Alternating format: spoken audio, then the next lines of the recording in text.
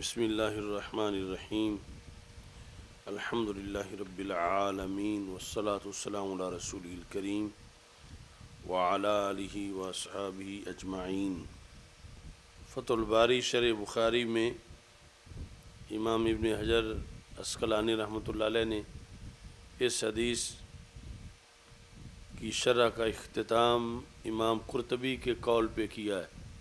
اور وہ قول بڑا اہم ہے۔ انہوں نے کہا ہے کہ امام قرطبی کہتے ہیں کل من آمن بالنبی صلی اللہ علیہ وسلم ایمانا صحیحا، جو بھی رسول پاک صلی اللہ علیہ وسلم پر صحیح ایمان رکھنے والا ہے، لا یخلو عن وجدان شیء من تلک المحبت الراجحہ،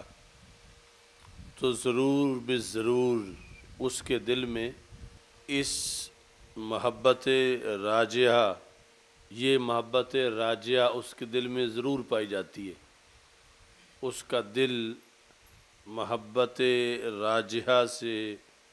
خالی نہیں ہوتا، یعنی وہ محبت جو ہر محبت پہ غالب ہو، رسول پاک صلی اللہ علیہ وسلم کی وہ محبت جو ہر محبت پہ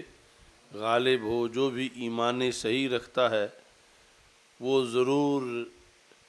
یہ محبت رکھتا ہے۔ غیر انہم متفاوتون، ہاں یہ ہے کہ اس میں آگے درجہ بندی ہے، یعنی امت کے اندر ایمان صحیح والوں میں، جو ایمان صحیح نہیں رکھتے ان کی بات نہیں ہو رہی، جو رسول اکرم صلی اللہ علیہ وسلم پر ایمان صحیح رکھتے ہیں ان میں یہ محبت راجحہ ضرور ہوتی ہے، لیکن آگے ان میں درجہ بندی ہے، یعنی درجات ہیں کہ یہ محبت راجحہ کسی میں نارمل سی ہوتی راجحہ ہے لیکن نارمل ہوتی ہے، کسی کی مزید اس سے اچھی ہوتی ہے، کسی اس سے بھی مزید اچھی ہوتی ہے۔ اس طرح انہوں نے کہا غیر انہم متفاوتون، ہاں یہ ہے کہ یہ محبت راجحہ رکھنے والے آگے ان میں تفاوت ہے، یعنی ان کے کئی درجات ہیں، بعض جو ہیں وہ بعض سے اس میں بلند درجہ ہیں۔ پھر انہوں نے وہ درجات بیان کیے۔ فَمِنْهُمْ مَنْ أَخَذَ مِنْ تِلْكَ الْمَرْتَبَةِ بِالْحَظِّ الْأَوْفَى، مرتبہ یہ یعنی محبت راجحہ جو ہے، اس میں سے امت کے کچھ افراد جو ہیں انہوں نے حظ اوفا حاصل کیا ہے۔ حظ کہتے ہیں حصے کو، اوفا یعنی کثرت والا حصہ حاصل کیا ہے۔ وَمِنْهُمْ مَنْ أَخَذَ مِنْهَا بِالْحَظِّ الْأَدْنَى، اور بعض نے اس مرتبے میں، یعنی مرتبہ تو ان کو حاصل ہے کہ ان کے دل میں رسول اکرم صلی اللہ علیہ وسلم کی محبت راجحہ موجود ہے، لیکن وہ امت کے باقی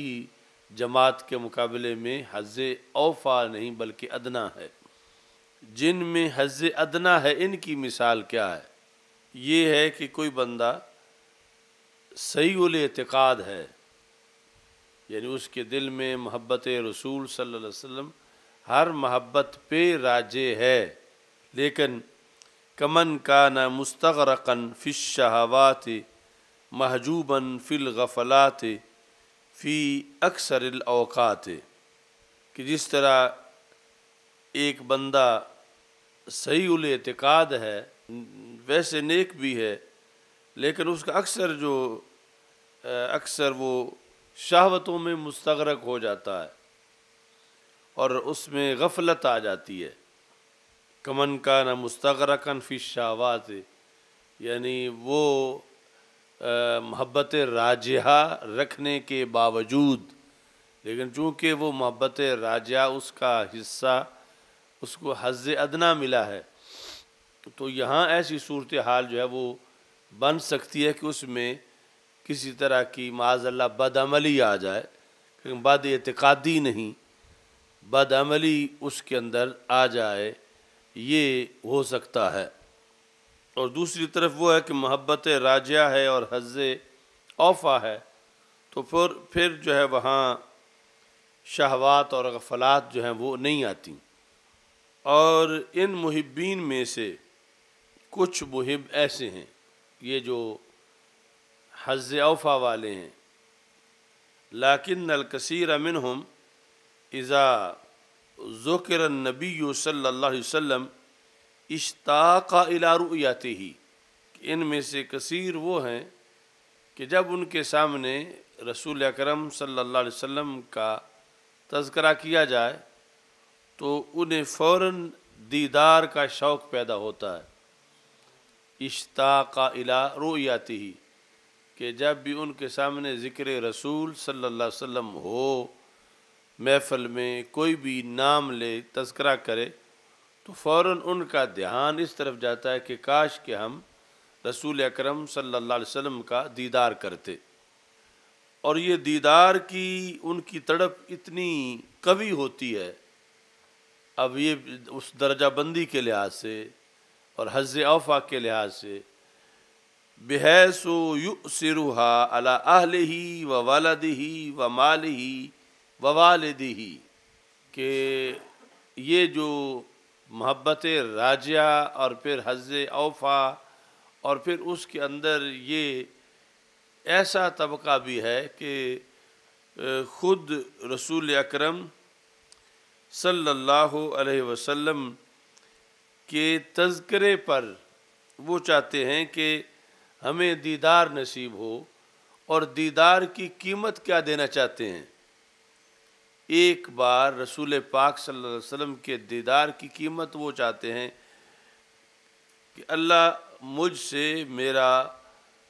اہل لے لے، ولد لے لے، مال لے لے، والد، ان سب کے اوپر وہ رسول پاک صلی اللہ علیہ وسلم کے ایک جھلک کو ترجیح دیتے ہیں کہ کاش کہ مجھے نبی اکرم صلی اللہ علیہ وسلم کا دیدار نصیب ہو، بحیث یؤثرها، کہ وہ عاشق ترجیح دیتا ہے، یؤثرها، ہا ہے رؤیت رسول علیہ السلام، رؤیت رسول علیہ السلام کو عاشق ترجیح دیتا ہے، کس پر؟ علی اہلہ، اپنے اہل پر، و ولدہ و مالہ، و یبذل نفسہ فی الامور الخطیرۃ، اور وہ اپنی جان ایسے رستے میں قربان کرنے کی کوشش کرتا ہے اور قربان کرتا ہے ایسے امور میں۔ اچھا جی، آگے یہ تو تھا کہ خود ذات رسول علیہ السلام کے دیدار کے لیے وہ کتنی بڑی قیمت دینا چاہتا ہے۔ کہتے ہیں کہ اس میں پھر ایک طبقہ وہ ہے کہ خود ذات رسول علیہ السلام تو ذات رسول علیہ السلام ہے، وہ آثار رسول علیہ السلام دیکھنے کے لیے بھی اپنی جان دینا چاہتا ہے، یا مال ولد سب کچھ قربان کرنا چاہتا ہے کہ کبھی رسول اکرم صلی اللہ علیہ وسلم جہاں تشریف فرما ہوئے تھے، مثلاً غار حرا، غار ثور، یا مقام بدر، یا اس طرح کی، یا ان میں سب سے بڑھ کر پھر خود روضہ رسول صلی اللہ علیہ وسلم، تو وقد شوہد من ھذا الجنس، یہ جو اعلیٰ درجے کے عشاق ہیں، مشاہدہ کیا گیا ہے ان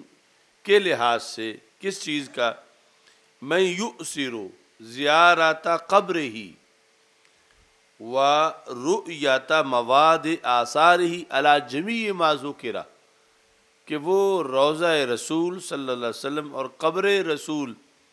صلی اللہ علیہ وسلم کی زیارت کو ترجیح دیتا ہے اپنے اہل پر، مال پر، ولد پر اور والد پر، ان ساری چیزوں کے اوپر۔ یعنی اس طبقے سے مزید آگے یہ ایڈوانس طبقہ ہے کہ جو ذات رسول علیہ السلام کی ایک جھلک کے لیے یہ سب کچھ دینا چاہتے تھے، یہ لوگ آگے آثار رسول اور قبر رسول صلی اللہ علیہ وسلم کی زیارت کو اس قدر ترجیح دینے والے ہیں، زیارت قبر ہی۔ تو اب یہ ہے امت کا عقیدہ، اور اس کے مقابلے میں ہے وہابیت، یعنی ادھر قبر رسول علیہ السلام کی زیارت کو ایک امت کے طبقات میں سے اعلیٰ طبقے کی ایک ایسی خوبی بیان کی جا رہی ہے کہ وہ سب کچھ دے کے بھی چاہتے ہیں کہ کاش کہ ہمیں روضہ رسول صلی اللہ علیہ وسلم اور آثار رسول صلی اللہ علیہ وسلم کی زیارت ہو جائے۔ اور دوسری طرف یہ طبقہ ہے جو کہتے ہیں کہ آثار رسول صلی اللہ علیہ وسلم کو دیکھنا برکت کے لیے یہ شرک ہے، اور یہ ابو جہل کے شرک سے ڈبل شرک ہے۔ جو یہ سمجھتا ہے، یعنی ان کے فتووں میں جو سینکڑوں ہیں یہ لکھا ہوا ہے کہ جو یہ سمجھے کہ اس جگہ جانے سے میری نماز کا ثواب بڑھ جائے گا یا مجھے برکت ملے گی، مجھے فائدہ ہوگا، تو یہ معاذ اللہ ان کے بقول شرک ہے، اور شرک اکبر ہے۔ اور پھر اکبر میں بھی شرک اکبر تو ابو جہل کا بھی تھا، اس کے شرک سے یہ اضعاف اور ڈبل اور کئی گنا شرک کو قرار دیتے ہیں معاذ اللہ۔ یعنی اتنی ان کی مت ماری گئی ہے،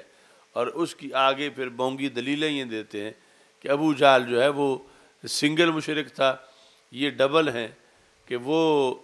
صرف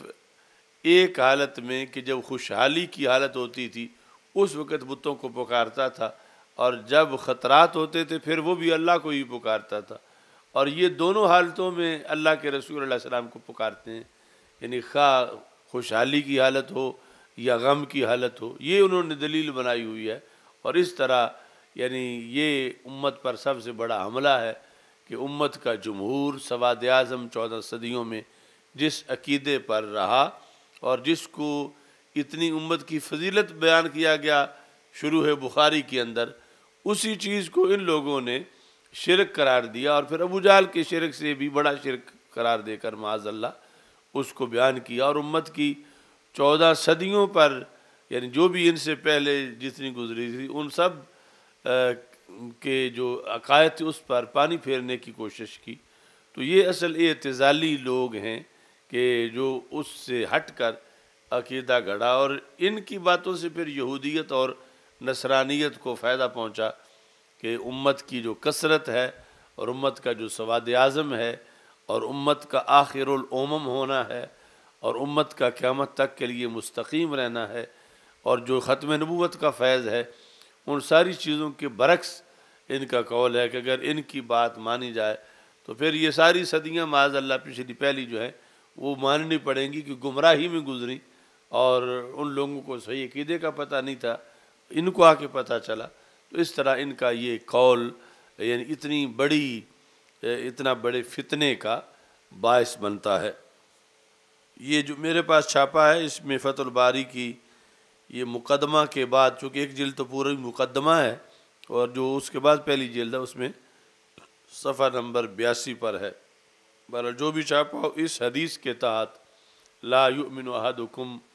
یہ حدیث کی جو شرح ہے اس کے اختتام میں انہوں نے یہ امام قرطبی کا قول لکھا ہے، امام ابن حجر عسقلانی نے۔ اس حدیث کی شرح میں امام عینی نے محبت کی اقسام بیان کی ہیں۔ آپ فرماتے ہیں کہ اذ اقسام المحبت ثلاثۃ، محبت کی 3 قسمیں ہیں۔ اتنی جامع شریعت ہے، محبت کی 3 قسمیں ہیں۔ بعض نے اور وجوہ سے اس سے زیادہ قسمیں بھی بیان کی ہیں۔ یہاں جو اہم معاملہ اس کے لحاظ سے محبت کی 3 قسمیں ہیں۔ پہلی ہے محبت اجلال و اعظام، محبت اجلال و اعظام، یعنی جس میں محبت کے ساتھ تعظیم مکس ہے، محبت میں تعظیم ملی ہوئی ہے۔ جس طرح کے بندے کے دل میں والد کی محبت ہے مثال کے طور پر، تو وہ محبت ہے اور ساتھ وہ محبت اجلال و اعظام ہے۔ دوسری ہے محبت رحمت و اشفاق، کہ جس محبت میں شفقت مکس ہے، شفقت اور مہربانی رحمت مکس ہے۔ اس کی مثال انہوں نے دی ہے کہ محبت الولد، جس طرح کہ ولد کی محبت ہے، یعنی بندے کا دل ایک ہے اس میں محبتیں کئی ہیں، اور یہ ساری محبتیں جو ہیں یہ اگر شریعت کے تابع ہیں، شریعت کے حکم پر ہیں، تو پھر یہ سب بالآخر جا کر محبت الہی میں ہی جاتی ہیں۔ یعنی ان کا کوئی ٹکراؤ نہیں ہے کہ کوئی کہے کہ پھر تو دل میں جنگ جاری رہے گی کہ کئی قسم کی محبتیں ہوں گی۔ تو یہ ساری محبتیں ان یکجہتی والی محبتیں ہیں جب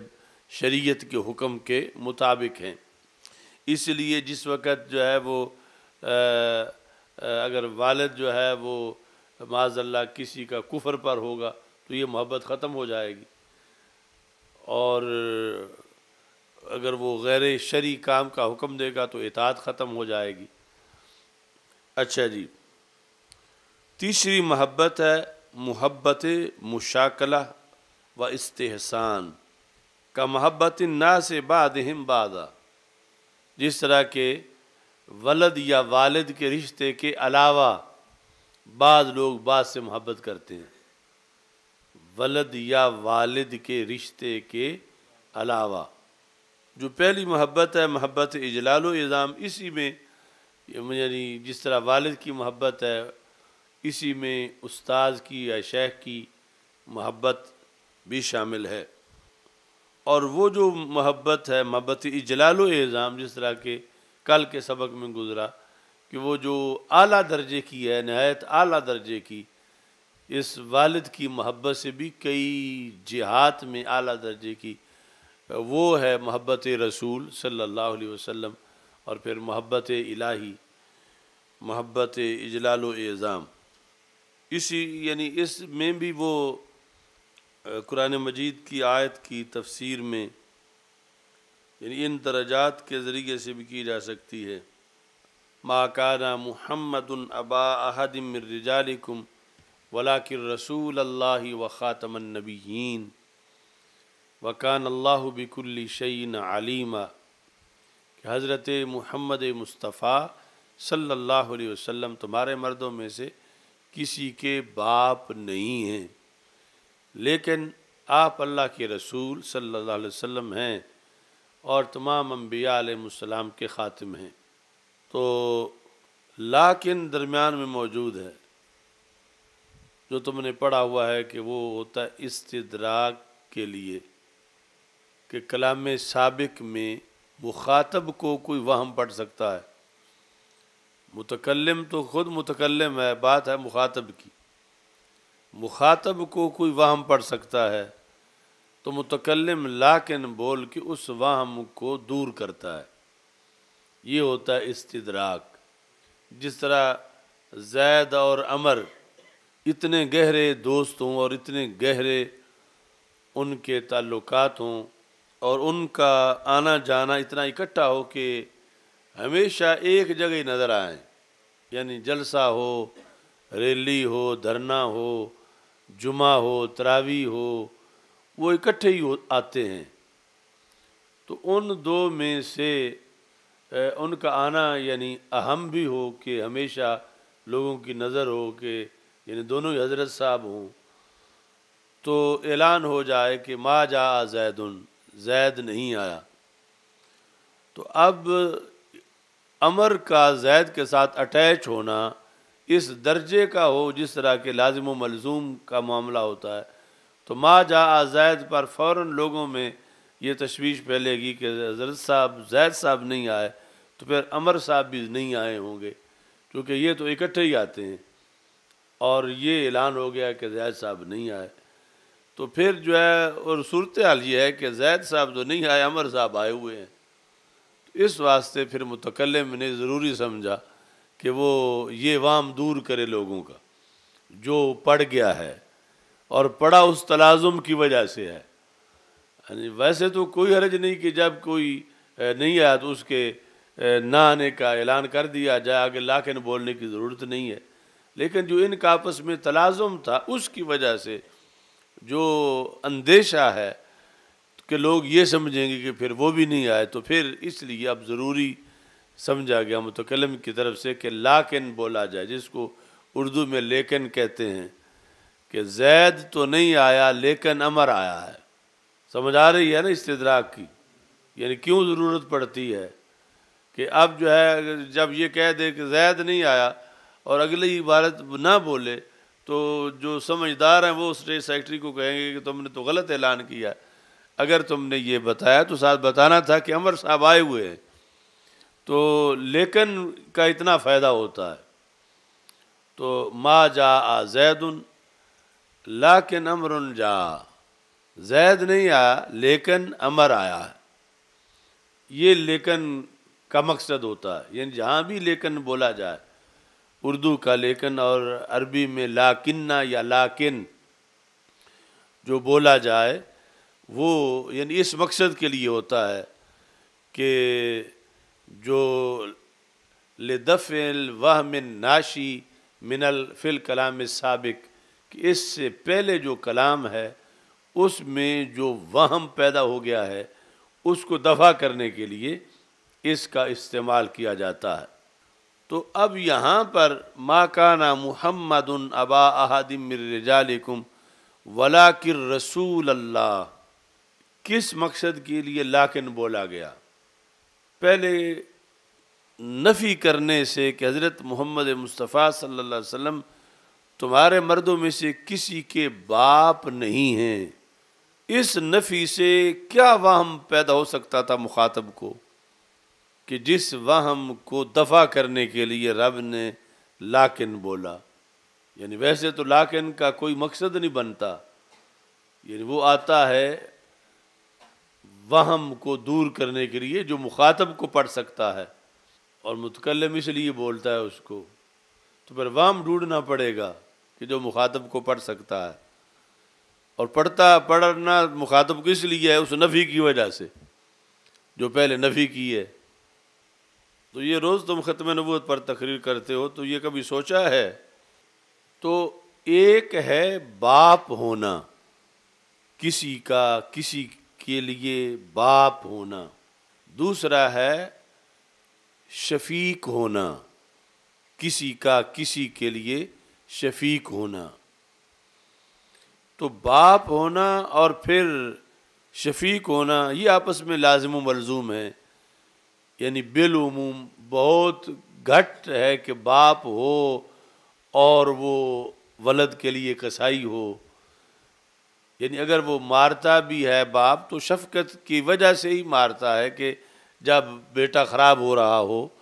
کہ اس کی مار میں بھی بلائی ہے۔ تو باپ ہونا اور شفیق ہونا کہ جب کہا جائے کہ فلاں بندہ زید کا باپ ہے تو خود بخود ذہن آ جائے گا پھر اس کے ساتھ تو زید کے لیے مشورہ کر لو، یہ تو شفقت والا مشورہ ہی دے گا۔ مثلا فلاں طالب علم کا معاملہ ہے اور اس کا باپ آیا ہوا ہے تو پھر اس طالب علم کی شفقت کا ہر معاملہ اس کے باپ سے ڈسکس کیا جا سکتا ہے کہ یہ اجنبی نہیں، یہ غیر نہیں، یہ تو اس کا باپ ہے۔ تو باپ ہونا اور شفیق ہونا، باقی شاذ و نادر تو ہر جگہ ہوتا ہے، مگر عموماً باپ ہونا اور شفیق ہونا یہ آپس میں کیا ہے؟ لازم و ملزوم ہیں۔ تو جب یہ نفی کی گئی کہ حضرت محمد مصطفیٰ صلی اللہ علیہ وسلم تمہارے مردوں میں سے کسی کے باپ نہیں ہیں، تو یہ مخاطب کو وہم پڑ سکتا تھا پھر تو شفیق بھی نہیں ہوں گے، باپ ہوتے تو پھر تو شفقتیں بھی ہوتی، اور وہ باپ نہیں ہیں تو پھر یعنی یہ جو ابوت کی نفی سے شفقت کی نفی کا وام پڑ رہا تھا مخاطب کو یا پڑھ سکتا تھا، تو اللہ تعالیٰ نے لیکن بول کر اس وام کو دور کیا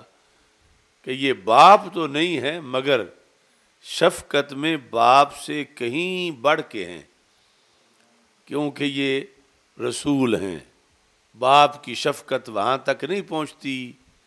بیٹے کے لیے جہاں رسول کی شفقت امت کے لیے پہنچتی ہے۔ یعنی یہ ترقی ہے کلام میں، اور یہ لیکن کا مقصد ہے کہ تم میں سے تمہارے میں سے کسی کے یہ باپ نہیں ہے، لیکن یہ جو ہے کہ باپ ہوتے تو پھر شفیق ہوتے، تو اس کو کہ باپ تو نہیں لیکن شفقت میں باپ سے بڑھ کے ہیں۔ بڑھ کے کیسے ہیں کہ اللہ کے رسول ہیں، یہ تمہارے رسول ہیں، اور باپ کی شفقت محدود ہے، اور ان کی شفقت جو ہے وہ تو بہت، یعنی مخلوق سوچنے لگے تو لامحدود ہے، اگرچہ ان اللہ تو اس کی بھی حد ہے، لیکن یعنی باپ کو بتاؤ گے تو شفقت کرے گا۔ ہو سکتا ہے کہ بیٹا ایک کمرے میں ہے، باپ دوسرے میں ہے، اور بیٹے کو ذبح کیا جا رہا ہے اور باپ کو خبر ہی نہیں ہے، تو کیسے شفقت کرے گا؟ یا باپ کو آواز پہنچ جاتی ہے مگر باپ کے سر پہ کسی نے پسٹل رکھا ہوا ہے تو کیسے شفقت کرے گا؟ یعنی وہاں بتانے کی ضرورت ہے، وہاں پھر آگے اختیارات اور ساری چیزیں، اور باپ کے لیے یہ سارے معاملات جو ہیں تو وہ محدود ہیں، اور پھر میدان معاشر میں باپ تو ایک لفظ نہیں بول سکے گا اللہ کے جلال کے سامنے اور اس ماحول میں اپنے بیٹے کی سفارش کے لیے، اور رسول تو وہاں بھی بولیں گے اور وہاں بھی شفاعت فرمائیں گے۔ تو یعنی یہ ہزارہا وجوہات ہیں ترقی کی کہ تم میں سے یہ کسی کے باپ نہیں، لیکن شفقت میں باپ سے کہیں بڑھ کے ہیں۔ بڑھ کے ہونے کی کیا دلیل ہے؟ کہ رسول ہیں۔ تو ابوت اور رسالت، ایک ہے ابوت کی شفقت، ایک ہے رسالت کی شفقت۔ تو ابوت کی نفی سے ابوت والی شفقت کا جو وہم پڑ رہا تھا، تو اس سے آگے جو ہے وہ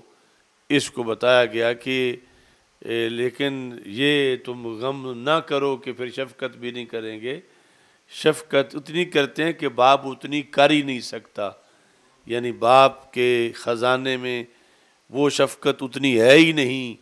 جو شفقت ان کے خزانے میں ہے، اور باپ کی شفقت کا پانی اتنا گہرا نہیں جتنا ان کی شفقت کے سمندر ہیں، اس لیے لیکن درمیان میں جو ہے وہ لایا گیا۔ اور پھر آگے جو ہے وہ مزید ترقی کی گئی۔ وخاتم النبیین، ایک ہے محض نبی یا رسول ہونا، ایک ہے آخری نبی رسول ہونا۔ تو محض نبی کی شفقت امت پر وہ بھی باپ سے کہیں زیادہ ہے، لیکن آخری نبی کی شفقت کی کوئی مخلوق میں ہم پلہ شفقت نہیں ہے۔ نبیوں کی شفقت میں بھی، نبیوں کے کرم میں بھی یہ کرم مثالی ہے، کیونکہ وہاں یہ تھا کہ جتنے پہلے تھے سب کرم کر رہے تھے، مگر انہیں پتا تھا کہ ہم جائیں گے تو ابھی اور آئیں گے۔ یہ جنہیں ہم چھوڑ کے جائیں گے ایسے نہیں کہ ان کا کوئی دستگیر نہیں آئے گا، ان کا کوئی ہاتھ پکڑنے والا نہیں آئے گا، ان کو کوئی سنبھالنے والا نہیں آئے گا۔ انہیں پتا تھا کہ ہم آخری نہیں ہیں، ہمارے بعد ابھی اور نبی آئیں گے۔ تو جب یہ ذہن میں موجود تھا تو اب وہ شفقت نہیں تھی جو اس ذات کی شفقت ہے کہ جنہیں پتا ہے کہ میں ہی ان کا ہوں، میرے سوا اب اور کوئی نبی نہیں آئے گا، میں آخری ہوں۔ تو یہ شفقت جو ہے یہ پھر عام جو انبیاء کی شفقت ہے امتوں پر، اس سے منفرد درجے کی شفقت ہے، چونکہ سرکار کو خود پتہ ہے اور بتا رہے ہیں کہ میں آخری نبی ہوں۔ تو مطلب یہ ہے کہ اب انہیں اور کسی کا سہارا نہیں، میرے ہی سہارا ہے، تو میں نے ان کے لیے پھر سب کچھ کرنا ہے۔ یعنی جب کسی کو پتہ ہو کہ کس فلاں کے سہارے کئی ہیں تو وہ پھر ذہن میں رکھتا ہے کہ چلو کچھ میں کرتا ہوں، کچھ وہ 10 اور سہارے ہیں وہ کریں۔ اور جن کو پتہ ہے کہ ان کا نبی میں ہوں اور میں آخری ہوں، اب میرے بعد اور کوئی نبی نہیں آئے گا، تو پھر یہ ہے ترقی کلام کے اندر وخاتم النبیین کہنے میں، اس شفقت والے مضمون میں جو وہاں سے شروع ہوا تھا، ما کان محمد ابا احد من رجالکم، کہ شفقت میں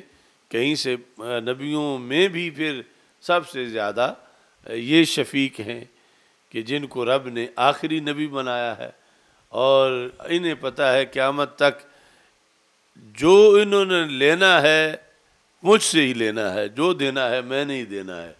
ان کا اور کوئی بحیثیت نبی یا رسول کوئی اور ان کا والی وارث نہیں، میں ان کا والی وارث ہوں، اور میں نے ہی ان کو نوازنا ہے، اور میں نے سب کچھ دینا ہے۔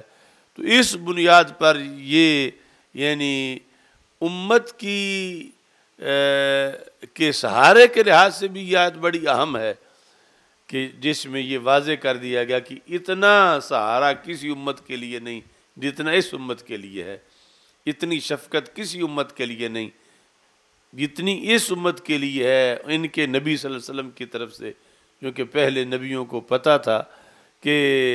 ابھی تو ان کے اور بہت والی وارث آنے والے ہیں، وہ انہیں سنبھال لیں گے، جب تک ہم ہیں اس وقت تک ہم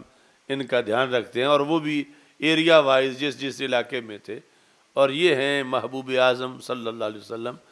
جو سارے روئے زمین کے ہیں، سارے زمانوں کے ہیں، سب کے لیے ہیں، اور پھر ان کے پاس اتنا دیا ہوا ہے کہ سب کو دے سکیں اور سب کو سنبھال سکیں۔ تو اس بنیاد پر اس آیت کے اندر یعنی مناسب نبوت کا بھی تذکرہ ہے، اور اسی میں اب جہاں یہ جو حدیث ہم پڑھ رہے ہیں من والدہ و والدہ، یہ محبت کے لحاظ سے، کہ پہلے جب یہ نفی کی گئی وہ شفقت کے لحاظ سے تھا تلازم، اب تلازم جو ہے وہ محبت کے لحاظ سے بنا کے بات کی جائے۔ ایک تفسیر میں کہ ما کان محمد ابا احد من رجالکم ولکن رسول اللہ و خاتم النبیین، کہ حضرت محمد مصطفیٰ صلی اللہ علیہ وسلم تمہارے مردوں میں سے کسی کے باپ نہیں ہیں۔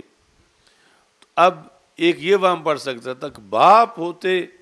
تو پھر محبت اجلال و اعظام ہوتی، باپ ہوتے تو پھر تو محبت میں بہت بڑی تعظیم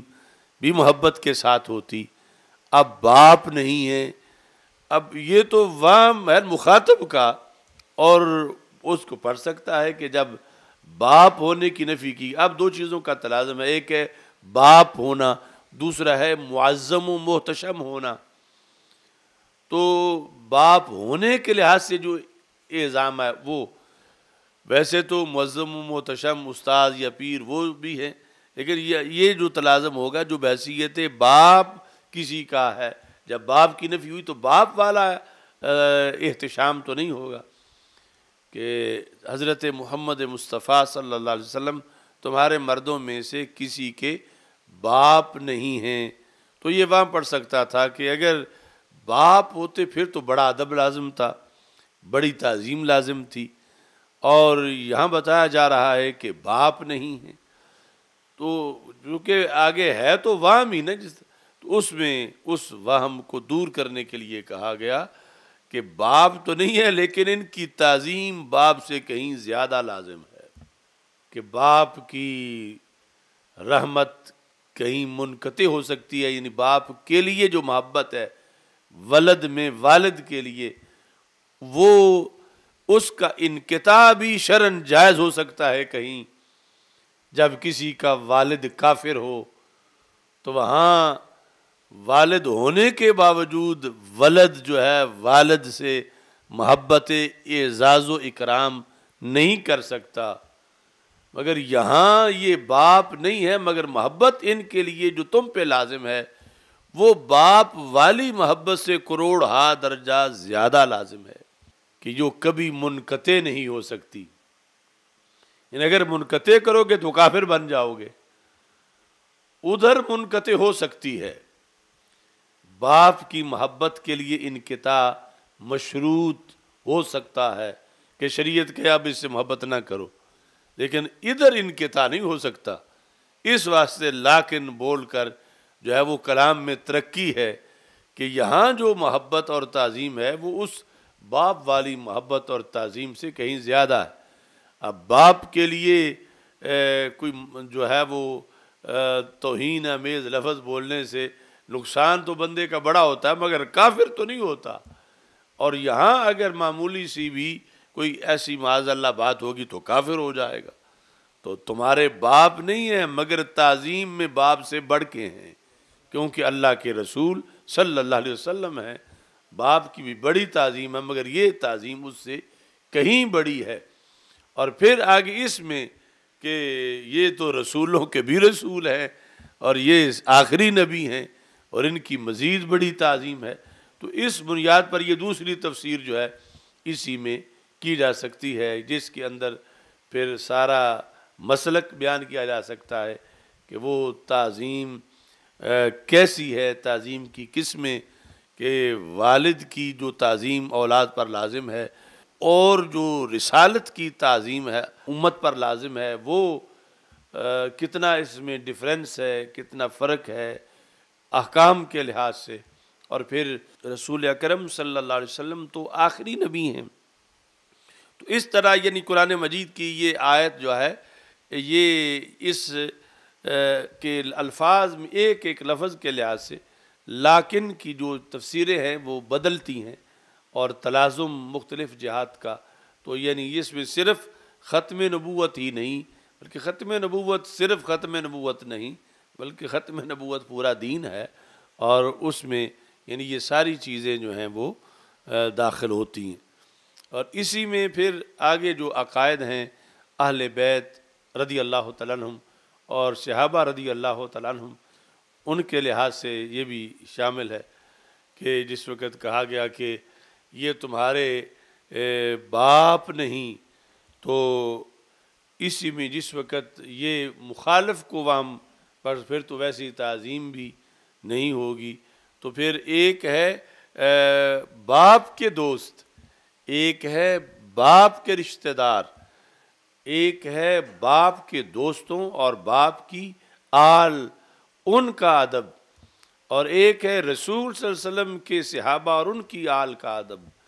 تو اس بنیاد پر بھی پھر یہ لیکن کے اندر فرق جو ہے وہ بتایا گیا کہ یہ نہ سمجھنا چلو باپ نہیں تو پھر تو فلاں بندہ جو اس کے ساتھ کچھ کر لیں اس کے گڑبڑ، چونکہ وہ کوئی باپ کا تو دوست نہیں ہے یا باپ کا تو رشتہ دار نہیں ہے، چونکہ کہہ دیا گیا کہ یہ تمہارے باپ نہیں ہیں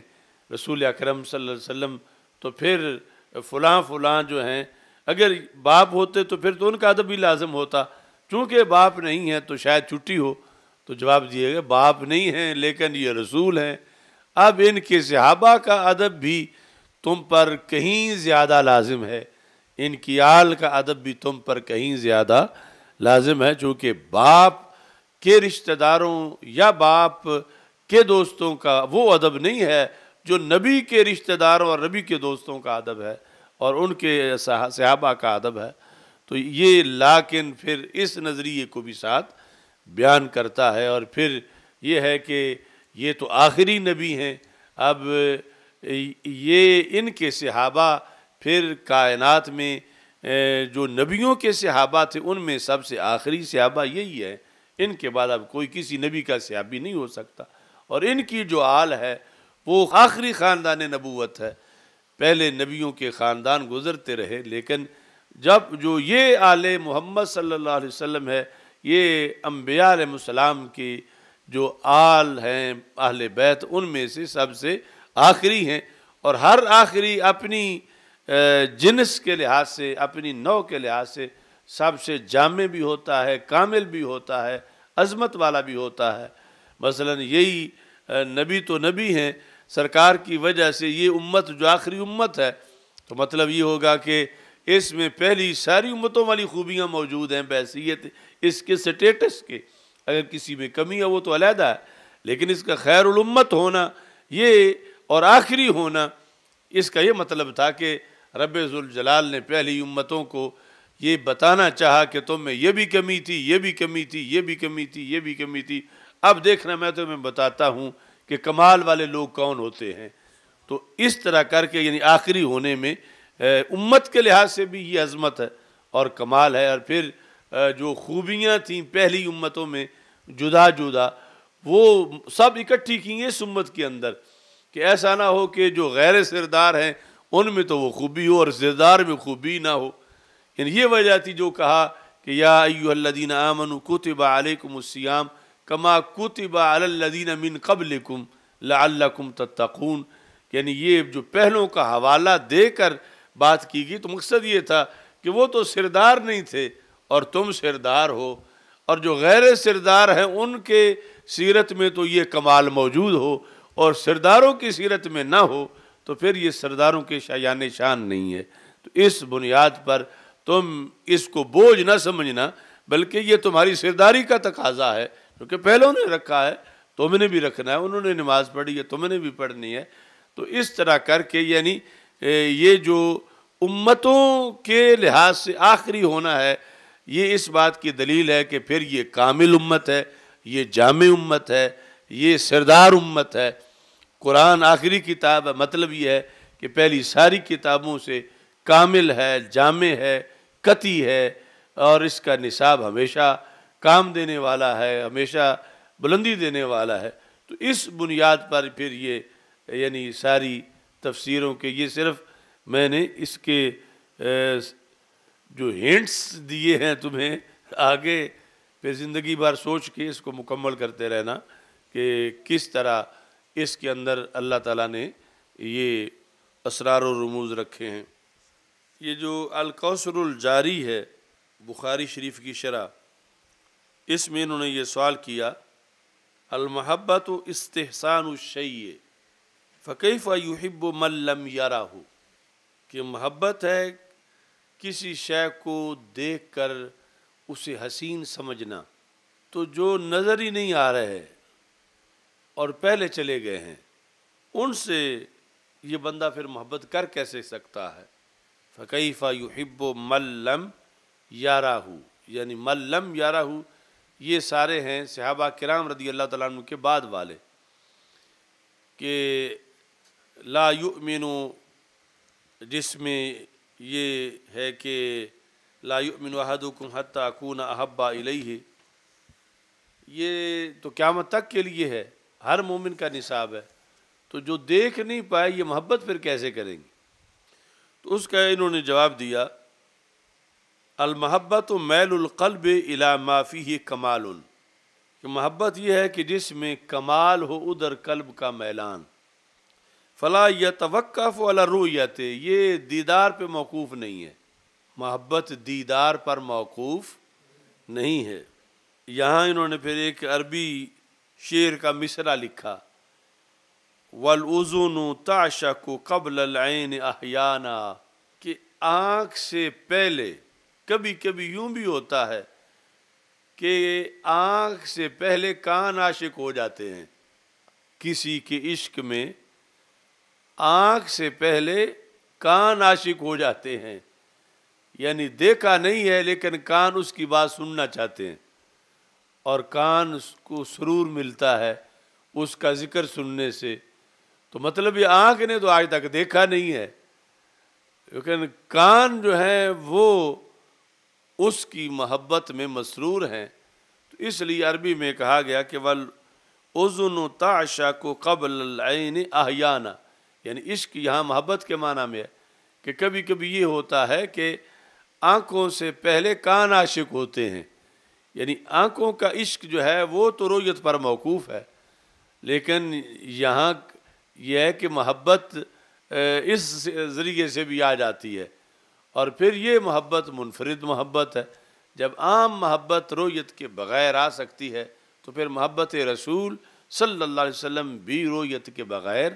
آ سکتی ہے، اور اس کے ہونے کا حکم جو ہے وہ دیا جا سکتا ہے۔ دوسرا جو ہے وہ یہ ہے کہ جو حدیث ہے الارواح جنود مجندہ، کہ روحیں جو ہیں یہ فوجیں ہیں، لشکر ہیں۔ یہ بخاری شریف میں بھی آگے کتاب احادیث الانبیاء میں باب الارواح میں یہ حدیث آ رہی ہے۔ مطلب یہ ہے کہ عالم ارواح میں روحوں کی باقاعدہ گروہ بندی کی جاتی ہے، تنظیم سازی کی جاتی ہے مجندہ، وہاں پر روحوں کی وابستگیاں قائم ہو جاتی ہیں عالم ارواح میں جو صدیوں پہلے ہے۔ تو اس عالم ارواح میں جو وابستگیاں پیدا ہو جاتی ہیں، سرکار دو عالم صلی اللہ علیہ وسلم نے فرمایا کہ ما تعارف منہا ائتلف، جو وہاں اکٹھے رہتے ہیں وہ پھر دنیا میں بھی اکٹھے ہو جاتے ہیں، یعنی جن کی وہاں محبت ہوتی ہے ان کی پھر دنیا میں بھی ہوتی ہے، اور وہاں جن کی علیحدگی ہوتی ہے، جدا جدا دھڑے ہوتے ہیں، وہ دنیا میں بھی پھر جدا جدا ہی ہوتے ہیں، تو دنیا میں پھر ان کی آپس میں موافقت نہیں ہوتی، نہ آپس میں کسی بات پہ اکٹھے ہوتے ہیں، کیونکہ وہاں ان کی نہیں ہوئی۔ تو یہ بھی اس بات کی دلیل ہے کہ یعنی دیکھنے پر موقوف نہیں ہے، بلکہ یہ جو جس محبت کی یہاں بات ہو رہی ہے، محبت رسول صلی اللہ علیہ وسلم، تو یہ کروڑوں عاشقان رسول صلی اللہ علیہ وسلم جو اربوں ہیں مختلف صدیوں میں اور قیامت تک، ان سب کی اس وقت کی پرانی وابستگی ہے، یعنی عالم ارواح کی۔ وہاں رسول اکرم نور مجسم صلی اللہ علیہ وسلم کی ذات کا ان ارواح کو قرب حاصل تھا، اور اس بنیاد پر پھر دنیا میں آنے کے بعد بھی کسی کو کسی موڑ پر، کسی کو کسی واقعے کی وجہ سے، کسی کو موروثی طور پر، کسی کو ماؤں کے دودھ میں ہی یہ مل گیا، کسی کو کچھ دیر بعد ملا، تلاش میں ملا، لیکن وہ جو الارواح جنود مجندہ والا معاملہ تھا، اس کی وجہ سے دیکھے بغیر بھی، پھر دیکھنے کی تو فضیلت ہی جدا ہے، اور اس شرف کا کوئی شرف ہم پلہ ہو نہیں سکتا جس کو شرف صحبت سے تعبیر کیا جاتا ہے۔ اور یہ محبت ان کی جو ہے وہ نہ دیکھنے والوں کے لیے بھی لازم کی گئی اور اسے فرض بنایا گیا، اور اس کے پیچھے جو ہے وہ راز ہے الارواح جنود مجندہ۔ انہوں نے یہ سوال بھی کیا امام قرانی نے، فَإِن قُلْتَ مَا حَقِيقَةُ حُبِّ رسول اللہ صلی اللہ علیہ وسلم من امتہ، کہ امت کا جو عشق رسول صلی اللہ علیہ وسلم ہے یا محبت رسول صلی اللہ علیہ وسلم ہے، اس کی حقیقت کیا ہے؟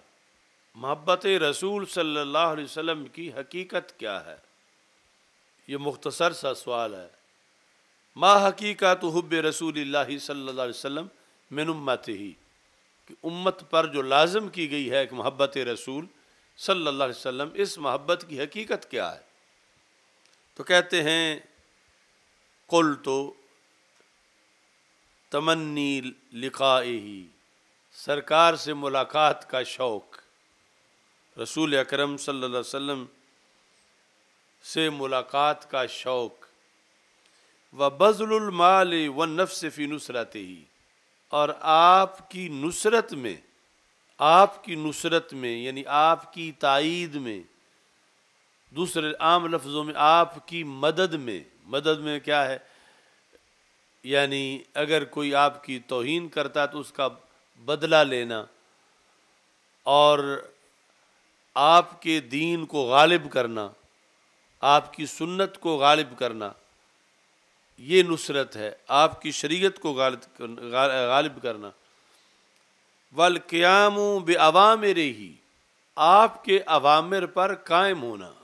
یہ محبت رسول صلی اللہ علیہ وسلم ہے کہ سرکار نے فرمایا نماز پڑھو تو نماز پڑھنا،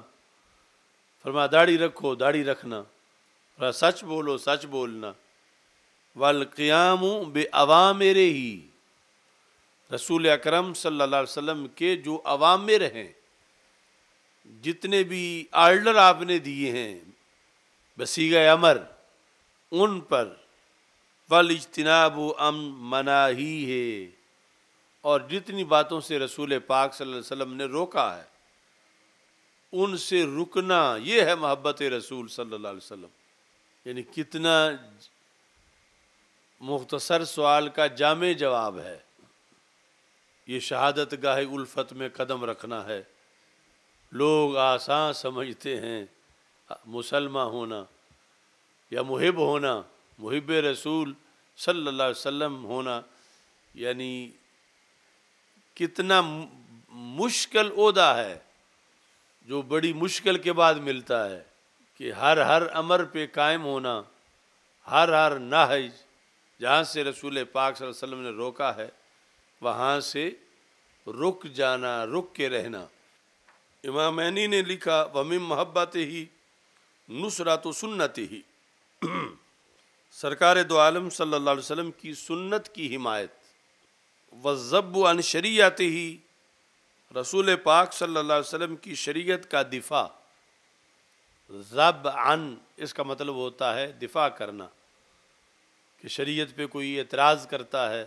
اس کا جواب دینا، شریعت کی طرف کسی خامی کی وہ نسبت کرتا ہے تو دفاع کرنا، شریعت کو کوئی مٹاتا ہے اسے نافذ کرنا، وَالذَّبْ عن شریعت ہی، پھر وَتَمَنِّی حضور حیات ہی، یہ تمنا کرنا کہ کاش کہ سرکار دو عالم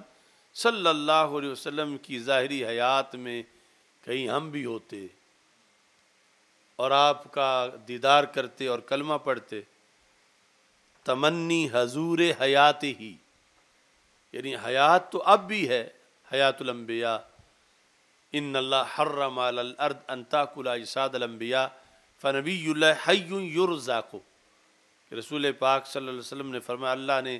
زمین پر حرام کر دیا ہے کہ وہ کسی بھی نبی کے جسم کو کھائے، اللہ کا نبی زندہ ہے، نبی اللہ حی یہ نبوی الفاظ ہیں، نبی اللہ حی اللہ کا نبی زندہ ہے، اللہ کے نبی زندہ ہیں، تو یہاں مطلب ہے ظاہری حیات مراد ہے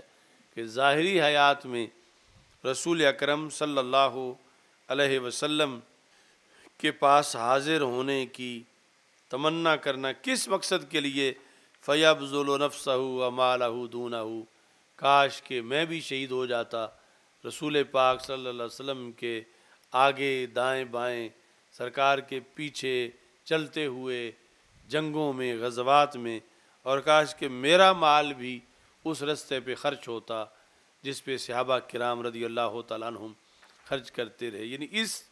مقصد کے پیش نظر یہ تمنا کرنا کہ کاش کہ میں بھی اس وقت دنیا میں ہوتا۔ کہتے ہیں وَبِهَذَا يَتَبَيَّنُ أَنَّ حَقِيقَةَ الْإِيمَانِ لَا تَتِمُّ إِلَّا بِهِ، اس سے پتہ چلتا ہے کہ حقیقت ایمان اس کے بغیر مکمل نہیں ہو سکتی۔ جو حدیث شریف میں جس محبت کا حکم دیا گیا اور اس محبت کے یہ تقاضے ہیں، تو حقیقت ایمان اس کے بغیر مکمل نہیں ہو سکتی۔ باقی ایک لفظ ہے محبت کی جگہ عشق، جو رائج ہے ہم میں، عشق رسول صلی اللہ علیہ وسلم، تو اس پر وہابی اعتراض کرتے ہیں کہ یہ عشق رسول نہیں بولنا چاہیے، یعنی اس بیس پر کہ معاذ اللہ عشق گندی محبت کو کہتے ہیں، یعنی یہ لفظ عربی میں استعمال ہے فلان تعشقا، تو یہ عاشق معشوق اور اس طرح کا، تو اس بنیاد پر یعنی اب بھی تقریریں کرتے ہیں، اب بھی یہ سوال کرتے ہیں، اعتراض کرتے ہیں، شاید آپ لوگوں نے بھی سنا ہوگا، یعنی گوجرا والا ہم میں اس پر، تو ایک تو یہ ہے کہ یعنی خود یہ لفظ ان کے بڑوں نے بھی اپنے فتاویٰ میں کتابوں میں لکھا ہوا ہے، اور عربی زبان میں جو لغت میں ہے تو عشق جو ہے وہ محبت کی ایڈوانس ایک صورت ہے، یعنی محبت جب عروج کو پہنچ جائے، یہ اس کے اصل معنی میں ہے۔ باقی یہ ہے کہ جب کوئی لفظ کسی غلط معنی میں کوئی استعمال کرنا شروع کر دے، تو یعنی گندی محبت میں، تو اس کا یہ مطلب نہیں ہے کہ وہ اس کا ہر جگہ استعمال اس لفظ کا ناجائز ہو جائے، بلکہ دیکھیں گے کہ کس کا عشق، تو اس نسبت سے خود بخود اس کا تقدس جو ہے وہ آ جائے گا۔ جب کہہ رہے ہیں عشق محمد، عشق نبی، عشق رسول صلی اللہ علیہ وسلم، تو اب مومن کا خیال تو دوسری طرف جا ہی نہیں سکتا کہ وہ اس عشق سے کوئی اور محبت مراد لے۔ باقی لغت میں اس کا جتنی لغات ہیں وہ ہے افراط الحب، محبت جو ہے اس کا درجے سے بڑھ جانا، ایک حد سے یعنی بہت زیادہ ہو جانا، یہ عشق ہے۔ اور پھر یہ ہے کہ اس میں یہ اس کی حقیقت کیا ہے، تو جب وہ لیلا مجنوں کی بات ہوگی یا عام صورتحال جو دنیا کے لوگوں کی ہے، صوفیاء کے نزدیک تو لیلا مجنوں کا بھی ایک فلسفہ علیحدہ ہے، تو بہرحال عام جو ہوگا تو اس وقت اس کا مطلب اور بنے گا۔ تو جب ذکر ہے ساتھ رسول اکرم صلی اللہ علیہ وسلم کی ذات کا، تو اب تو یعنی یہ سنتے ہی 100% تقدس اور پارسائی جو ہے اس کی طرف ذہن جائے گا۔ اور دوسرا یہ ہے کہ اس غلط معنی میں تو لوگ لفظ محبت بھی استعمال کرتے ہیں، تو کیا اس کو بھی ترک کر دیا جائے؟ پھر یہ ہے کہ یعنی جو ہماری اصل دلیل ہے اس میں کہ دیکھیں گے کہ اس کا متعلق کون ہے، یعنی کس کا عشق، تو اس کے ساتھ اس پر ہی مدار اس کے معنی کا ہے کہ اب لفظ ذکر ہے، لفظ ذکر تو بڑا ہی مقدس لفظ ہے کہ ذکر ہو رہا ہے، ذکر کرو، ذکر کے لیے بیٹھو، فلاں بندہ بڑا ذکر کرتا ہے، اس کی زبان پہ ہر وقت ذکر جاری رہتا ہے، اگرچہ آگے ذکر ہی نہیں کیا جا رہا کس کا ذکر، پھر بھی لفظ ذکر یعنی خود اتنا وہ تقدس ہے، جاری ہے۔ لیکن قرآن مجید میں یہی لفظ ذکر جو ہے وہ گالی کے معنی میں بھی ہے، تو اب اس کا کیا یہ مطلب ہے کہ چونکہ اس کا معنی ایک جگہ گالی بھی ہے تو پھر اس لفظ کو ترک کر دیا جائے؟ تو لفظ ترک نہیں کیا جائے گا، بلکہ یہ فیصلہ کیا جائے گا کہ اس کا متعلق ڈھونڈو کہ ذکر کا فاعل کون ہے اور یہ کس کا ذکر ہے، تو خود بخود جو ہے وہ یعنی ذکر کا جو تقدس ہے وہ پتہ چل جائے گا کہ اس کا مطلب کیا ہے، معنی کیا ہے۔ یعنی دلیل ہماری صرف اس جہت میں ہے کہ وہ جو گالی کے معنی میں ہے اس کی وجہ سے اس کو ترک نہیں کر دیا جائے گا ذکر کے لفظ کو۔ یہ سورہ انبیاء میں 17ویں پارے میں 5ویں رکوع میں قالوا من فعل هذا بآلہتنا انہ لمن الظالمین، جب وہ بتوں کے ٹکڑے ٹکڑے ہوئے پڑے تھے تو میلے سے واپس جب آئے بت پرست، انہوں نے کہا کس نے کیا ہمارے الہوں سے اس طرح، وہ ظالمین میں سے ہے۔ اب انہی میں سے کچھ لوگوں نے جواب دیا، کیا تھا؟ قالوا سمعنا فتى یذکرہم یقال لہ ابراہیم، انہوں نے کہا ہم نے ایک نوجوان کو سنا ہے، وہ کیا کرتا ہے؟ یذکرہم، یذکرہم، وہ ان کا ذکر کرتا ہے جسے ابراہیم کہا جاتا ہے۔ اب یہاں پر یذکرہم کا فاعل ہیں حضرت ابراہیم علیہ السلام، اور جن کا ذکر ہے وہ بت ہیں، تو اب یذکر کا مطلب کیا ہے کہ جو ان کی مذمت کرتا ہے۔ ہم نے ایک نوجوان کو سنا تھا، پہلے زبان سے صرف مذمت کرتا تھا، آج کلاڑا بھی چلا گیا ہے، یہ اسی کا کام ہو سکتا ہے۔ سمعنا فتى یذکرہم، اب یہاں لفظ ذکر جو ہے یہ نہیں کہ ان کی تسبیح پڑھتا ہے، ان کی یاد میں مراقبہ کرتا ہے یا ان کے فضائل بیان کرتا ہے، مطلب کیا ان کی ایسی تیسی کرتا ہے لفظ ذکر۔ اب یہ لفظ ذکر جس معنی میں یہاں استعمال ہوا اس معنی میں دوسری جگہ تو استعمال نہیں ہے، جب کہتے ہیں وہ فلاں بندہ اللہ کا ذکر کر رہا ہے، تو اب یہ جو یہاں استعمال ہوتا ہے اس کی وجہ سے کیا لفظ ذکر ہی چھوڑ دیں کہ یہ لفظ تو حضرت ابراہیم علیہ السلام کے بارے میں بت پرستوں نے بولا تھا، اور اس کا معنی تو یہ ہے کہ بتوں کی مذمت کرنا اور بتوں کا رد کرنا، بتوں کی ایسی تیسی کرنا۔ تو مطلب یہ ہے کہ لفظ میں دیکھیں گے کہ اس کا فاعل کون ہے، ہوں ابراہیم علیہ السلام، اور ذکر بتوں کا ہو تو اب ذکر کا معنی دوسرا کیسے ہوگا؟ تقدس والا جو تعریف والا ہے اب ہوگا ان کی ایسی تیسی کرنے والا، کیونکہ ذاکر جو ہیں یہاں ذکر کرنے والے وہ ہیں حضرت ابراہیم علیہ السلام، اور انہوں نے تذکرہ بتوں کا کرنا ہے تو وہ مذمت پر ہی مشتمل ہوگا، تعریف تحمید پر مشتمل نہیں ہوگا۔ اور دوسری طرف ہو مومن اور کر اللہ کا ذکر رہا ہو، اب یہ تقدس ہی تقدس ہے، تو اس میں وہ دوسرا مطلب آ ہی نہیں سکتا۔ تو اس لفظ ذکر پر لفظ عشق کو قیاس کرتے ہوئے آپ ان کو سمجھا سکتے ہیں کہ یعنی وہ اتنا مقدس لفظ جو رائج ہے، لیکن کہیں تو وہ بھی کسی دوسرے معنی میں ہے، تو اس کا یہ مطلب نہیں کہ وہ سب کو اب اچھے معنی میں استعمال کرنا چھوڑ دیں۔ تو جن لوگوں نے یہ تو ویسے یعنی صرف ایک جہت میں مثال ہے، دوسری جہت میں مثال نہیں ہے۔ دوسری جہت میں یعنی یہاں جو عشق کا لفظ گندے مطلب میں جنہوں نے استعمال کیا وہ تو ان کی برائی ہے، انہوں نے اس لفظ کو وہاں کیوں ملوث کیا، یا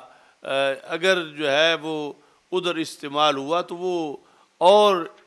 محبت ہے، ملوث جگندی محبت۔ اب اس کا یہ مطلب نہیں کہ جو مقدس محبت ہے اس پر بھی اس کا استعمال ترک کر دیا جائے، اور پھر جو رسول اکرم صلی اللہ علیہ وسلم کی ذات سے منسلک محبت ہے اس پر بھی اس کا استعمال ترک کر دیا جائے، کیونکہ خود نسبت سے ہی پتہ چل جائے گا، جس طرح وہاں ذکر الہی، ذکر اللہ اور ذکر اصنام خود یہاں ہے وہ تعین ہو جاتا ہے، تو ایسے ہی یہاں پر عشق رسول صلی اللہ علیہ وسلم بولنے سے ہی تعین ہو جائے گا کہ یہ عام آلودہ محبت کی بات نہیں ہو رہی، بلکہ بڑی مقدس محبت کی بات ہو رہی ہے۔ الحمدللہ رب العالمین والصلاۃ والسلام علی رسول اللہ، لا الہ الا اللہ وحدہ لا شریک لہ، لہ الملک ولہ الحمد وہو علی کل شیء قدیر۔ اللہم انا نعوذ بک من زوال نعمتک تحول عافیتک وفجاءت نقمتک جمیع السوء، وصلی اللہ تعالی علی حبیب سیدنا